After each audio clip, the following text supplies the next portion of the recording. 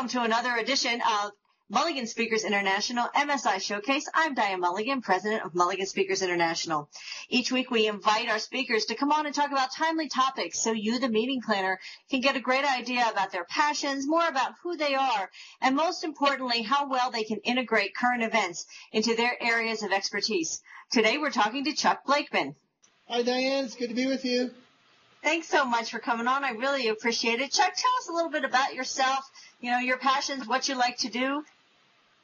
Well, I appreciate that. I love to work with business owners. I started 5 small businesses of my own. I'm a slow learner. It took me 30 years to figure out I actually enjoy helping other people more than myself. So that's what I focus on now, is working with other business owners, local and internationally. We've got clients in Toronto, London, Nairobi, a couple other places around the world, as well as a smattering of them here throughout the U.S. And I'm just passionate about that, and I'm passionate about riding a bike. If you don't find me in the office, you'll find me riding up a hill on a bicycle. And isn't that why you named your company the Crankset Group? Yeah, it took us about 5 minutes to come up with that. It had to do with the space between the two pedals, and everything in between those 2 pedals is called the crankset. And we give business owners that piece. We give them everything they need to pedal, but they still have to pedal themselves. They do, absolutely. And what we're going to talk about today is small business owners and forecasting for 2011. Chuck, it's interesting with all the debate over health care, the unknown about the tax cuts. How much can small business owners really plan for 2011, and should they plan short-term or long-term? What do you think? Well, long-term, what is long-term? 3 years, you're fortune-telling. 1 year, you're gambling. It's really difficult. What you have to do is have something to shoot at, though. So you really do need to plan out for a year. But what I mean by planning out for a year is simply come up with what you want that year to look like, and then figure out what you can do in January to begin to get there. And it's going to be a moving target in an environment like this. You're not going to have the opportunity to make the plan go out the way you want. It's not going to be a canal with concrete walls. It's going to be a stream running all over the meadow. Absolutely. And one of those issues in that stream is cash flow. And a lot of experts say that one of the issues that really makes a huge difference in small business shutting down is not managing cash flow well. Do you have any tips in that area? Yeah, and that's a huge problem now with small business credit the way it is. One of the things we're doing with clients is to help them simply get money up front.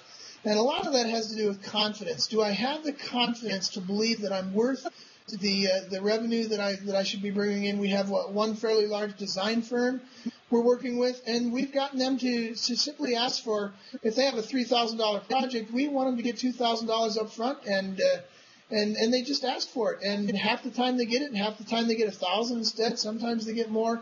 But just getting money up front is a huge opportunity to get that fixed. But we have to do everything we can in an environment like this to create cash flow.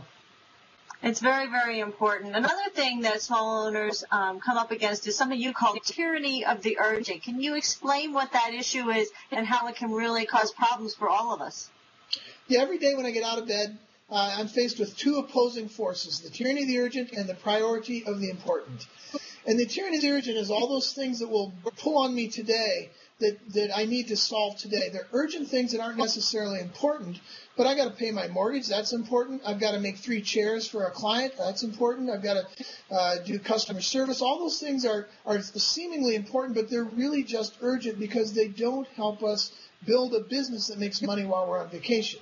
They simply keep us on the treadmill. So I get into tyranny of the urgent mode as soon as I get up. The email, the phone, the voicemails, everything that's coming at me all day. I just sit in my room in my office, and it all comes flying at me.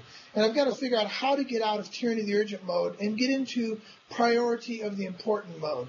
The problem with that is that the important things rarely make us money today.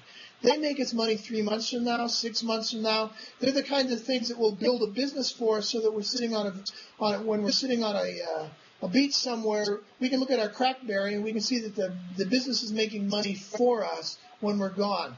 So we've got to figure out how to get to those important things that will help us build a business, at the same time paying attention to some of those urgent things that will pay our bills today. It's a very difficult balance for most business owners to strike. It is. It's one of those things where you're constantly trying to figure out which is more important. And that kind of brings us to the next question I have for you. Can business owners, especially small business owners, overplan for 2011, especially in this recession? Yeah. Most small business owners overplan as a way of life, regardless of whether it's 2011, and it's going to be more difficult in a variable economy like we've got. My next book coming out is called Bad Plans Carried Out Violently, and it addresses this idea that we have this insatiable need to have every step along the way planned out, but it never works that way. We want to build the canal with concrete walls, and business is a stream that wanders around all over the place on the way to the ocean. The wonderful thing about it is that if you understand that all the middle of a plan is variable, then you're going to be okay getting there, but you've got to figure out that you cannot overplan this whole thing. It just doesn't make any sense.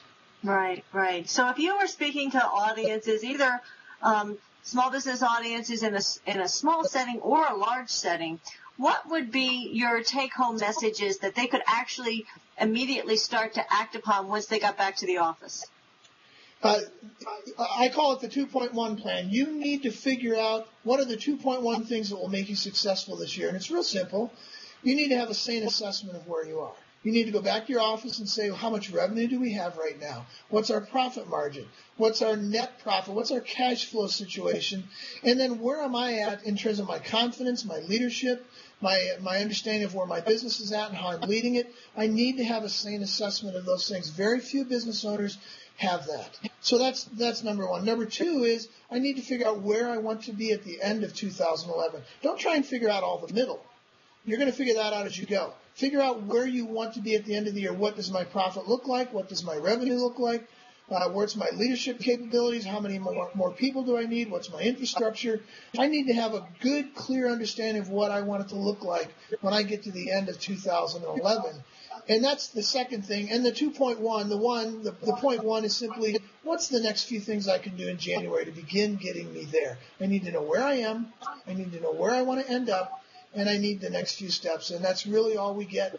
And if you do that, then you're going to be in great shape. It's like a ship. It's similar to the rudder on a ship. We can't plan the whole thing in the same way that we don't want a giant rudder on a ship. We just want a nice little rudder, get it in the boat, get it on the boat, get the boat in the water, get the boat moving, and do the rest of your planning as you go throughout the year. It's movement that creates the plan. Planning never creates the movement. Oh, isn't that great advice? Thank you so much, Chuck Blakeman. I really appreciate you talking with us today. Thank you. It's great to be with you. Thanks. And for the meeting planners, I hope you'll join us again for our next edition of MSI Showcase. I'm Diane Mulligan, president of Mulligan Speakers International, and we look forward to working with you to provide transformational speakers and trainers who will make a lasting impact on your audience. Have a great day. Thanks.